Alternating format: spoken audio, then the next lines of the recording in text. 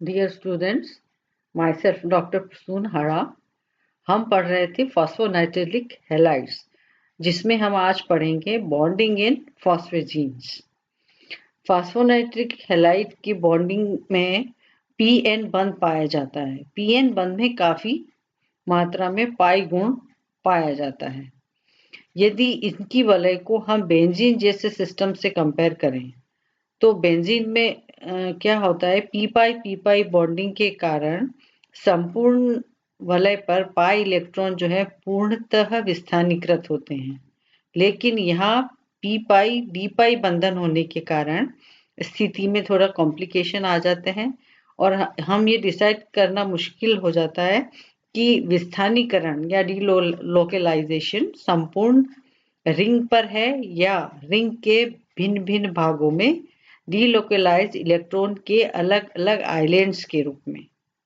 वलयों के असमतलित होने तथा अधिक संख्या में कक्षकों का बंधन में भाग लेने के कारण यह समस्या और भी कॉम्प्लिकेटेड हो जाती है, जिसके कारण निश्चित रूप से यह बताना असंभव हो जाता है कि पाई तथा सिग्मा बंधन में कौन कौन से कक्षक भाग लेते हैं। एक फॉस्फेजीन वलय में सभी पीएन बंध दूरियां जनरली इनमें जो डिस्टेंस है वो होता है 1.58 एंगस्ट्रॉम और सारे समान होते हैं और अपनी अपेक्षित सहसंयोजक एकल बंध दूरी होती है 1.77। तो पीएन बंध की जो बंध दूरी है वो एकल सहसंयोजक बंध दूरी से थोड़ी कम होती है।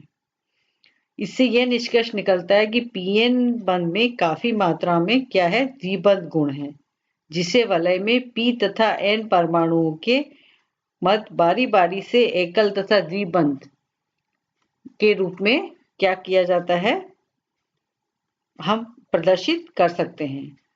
वलय में द्विबंध गुण पाई कक्षकों के विस्थानीकरण से समझाए जा सकते हैं। ये इस तरह से आप इसमें हम मान सकते हैं N double bond P single bond N double bond P and so on. Pi electron परमाणु पर विस्थानीकृत होते हैं। बंध कोणों को ध्यान में रखते हुए नाइट्रोजन को उत्तेजित अवस्था से sp2 संकरित माना जा सकता है, जैसा कि हम आगे देख सकते हैं। यहाँ पे नाइट्रोजन का ग्राउंड स्टेट में इलेक्ट्रॉनिक कॉन्फ़िगरेशन होता है 2s2 2p3। एक्साइटेड स्टेट में हो गया sp2, जिसमें 3 कक्षक में से 2 के अंदर अयुग्मित इलेक्ट्रॉन है, एक में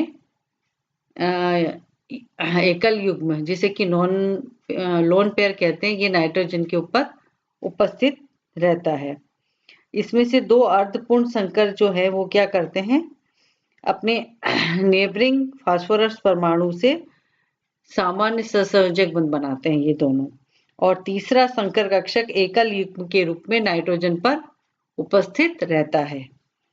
संकरण के पश्चात नाइट्रोजन पर एक अर्धपूर्ण 2pz कक्षक भी बचा रहता है, ये सिंगल इलेक्ट्रॉन जो संकर कक्षकों के परपेंडिकुलर होता है। यदि वलय xy तल में हो, किसमें हो, xy तल में, तो संकरण में px तथा py कक्षक भाग लेंगे तथा जो अनहाइब्रिडाइज्ड ऑर्बिटल्स हैं वो pz कक्षक होगा और वो रिंग के परपेंडिकुलर रहेगा। फास्फोरस को उत्तेजित अवस्था में हम sp3 संकरित अवस्था में मान सकते हैं। तो sp3 संकरित अवस्था में 4 कक्षक अर्धपूर्ण होंगे। इनमें से 2 वलय में 2 तो क्या करेंगे, रिंग में अपने नेबरिंग नाइट्रोजन परमाणु से तथा 2 कक्षक क्लोरीन परमाणु से क्या करेंगे, बंध बनाएंगे। ये यहाँ पे अच्छे से दिखाया गया है। वलय में फास्फोरस के 3D कक्षकों की ऊर्जा और उनकी शेप के संबंध में बहुत अनसर्टेनिटी है। इसके कारण p परमाणु पर बंधन की स्थिति अपेक्षाकृत कम स्पष्ट होती है। यदि वलय समतलीय है, कैसी है, बिल्कुल प्लेनर है, और वलय का तल xy तल है, तो नाइट्रोजन का sp2 संकर कक्षक तथा फास्फोरस के dx² - y² एवं dxy, ये आगे दिखाया गया है।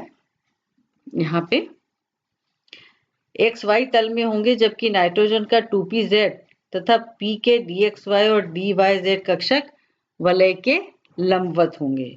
कक्षकों की सिमेट्री के अकॉर्डिंग नाइट्रोजन का sp2 एकल युग्म फास्फोरस के खाली dx² - y² और dxy कक्षकों से पाई अतिव्यापन करने में समर्थ होगा। ये यहाँ पे दिखाया गया है। इसके अतिरिक्त फास्फोरस के dxy और dyz कक्षक तथा नाइट्रोजन के 2pz कक्षक के मध्य d पाई p पाई बंधन भी पाया जाएगा।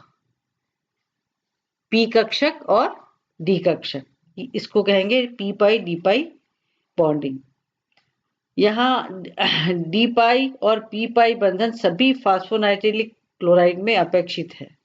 dx² - y² NsP2 तथा dxy NsP2 अतिव्यापन जहां वलय के तल में होगा, d पाई p पाई अतिव्यापन तल के लंबवत होता है, जैसे कि यहाँ पर डायग्राम में दिखाया गया है।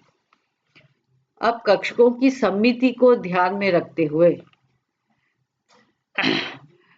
हम देखते हैं कि बेंजीन की तरह का पाई इलेक्ट्रॉन का पूरी वलय पर विस्थानीकरण जो है यहाँ पर पॉसिबल नहीं है।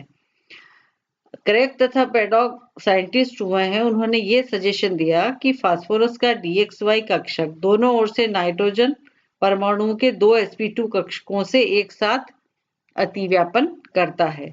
चूंकि अतिव्यापन के लिए 2 कक्षकों की पालियों के चिन्ह समान होने आवश्यक हैं, डी कक्षक से अतिव्यापन करने वाले एक sp2 कक्षक की धनीय पाली तथा दूसरे की ऋणीय पाली ऊपर की ओर होगी। इस प्रकार पालियों के चिन्हों को ध्यान में रखते हुए हम यह देख सकते हैं इस डायग्राम में आसानी से अतिव्यापन को वलय के अन्य परमाणु के लिए आगे बढ़ाने पर पाते हैं कि ट्राइफास्फोनाइट्रिलिक क्लोराइड में जो पाई इलेक्ट्रॉन्स हैं पूरी रिंग पर विस्थानीकृत नहीं हो सकते। क्यों नहीं हो सकते? पहले परमाणु फास्फोरस तथा अंतिम परमाणु नाइट्रोजन, जो कि किसमें रिंग के अंदर पड़ोसी हैं, के कक्षकों की जो सिमेट्री है वो आपस में मैच नहीं होती है, क्योंकि अतिव्यापन के लिए P की पाली से नाइट्रोजन P की ऋणात्मक पाली से नाइट्रोजन की धनात्मक पाली से नाइट्रोजन की ऋणात्मक पाली उपलब्ध है। देखिए यहाँ पे आसानी से अच्छे से देख सकते हैं, क्योंकि कक्षकों की सिमेट्री आपस में मैच क्यों नहीं करी, क्योंकि अतिव्यापन के लिए देखिए P की ऋणात्मक पाली से नाइट्रोजन की जो धनात्मक पाली है, नाइट्रोजन की ऋणात्मक पाली उपलब्ध है। इस प्रकार का अतिव्यापन कैसा होता है? एंटी बॉन्डिंग प्रकृति का होता है। इस ओवरलैपिंग को हम क्या कहते हैं? प्रतिबंधी प्रकृति होती है। वलय के सभी परमाणुओं को सुविधा के लिए आप ये तो सिमेट्री को सुविधा के अनुसार ऐसे लाइन में दिखाया गया है सारों को। तो ये क्या दर्शा रहा है?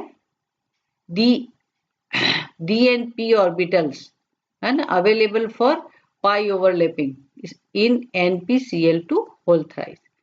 यहाँ पे D and P orbitals available for pi overlapping in NpCl2 whole 4, इनको एक लाइन में दिखा दिया गया है instead of ring. Tetra phosphonitrilic chloride में सिमेट्रिक के बेसिस पे पाई कक्षकों का पूर्ण विस्थानीकरण वलय पर संभव है, क्योंकि यहाँ पहला जो P एटम है तथा लास्ट नाइट्रोजन परमाणु के कक्षकों की उपयुक्त बेमेल कंडीशन जो है वो खत्म हो जाती है, क्योंकि अतिव्यापन के लिए इन कक्षकों की पालियों के चिन्ह समान होते हैं। Okay, thank you.